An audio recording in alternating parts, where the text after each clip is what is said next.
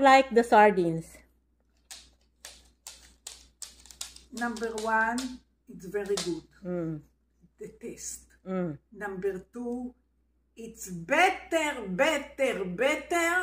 on our sardine in Israel. It's not fat. It's clean without the Without the skin, the scale. Yeah. We call it scale. Yes. Kaliskis, okay. And I like it. It's very good to me. And what about the pancit canton?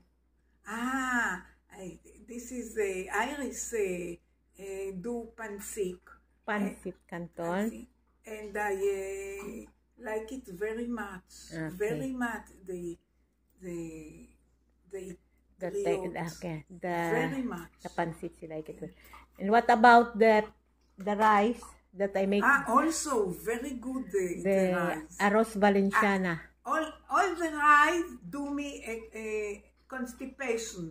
Only this, it's very good. Kaya yun ang isa sa rason na ayaw niyang kumain ng rice dahil naano daw siya, yung hindi siya makatae. Pero nung pinakain ko siya ng arroz Valenciana, I don't eat rice, but this is very good. Yeah, nung kumain siya ng arroz Valenciana, hindi daw siya natay siya, hindi siya natibi.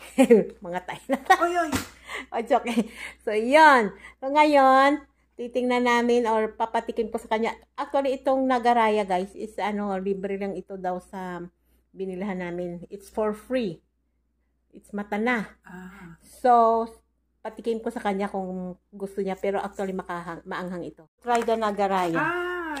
Gozay lose. Ken, Daw. Okay. Actually, ayaw niya kasi maanghang eh. No. You don't like? We are not good. It's we good. Are not this in Israel. So you like? Better. Okay. So, gustuhan niya rin itong nagaraya.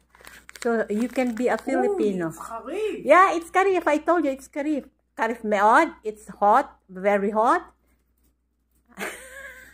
the mouse. Okay, but you like? Yes. Okay. That's important. You like it. Okay. Salamat. Wow. Salamat.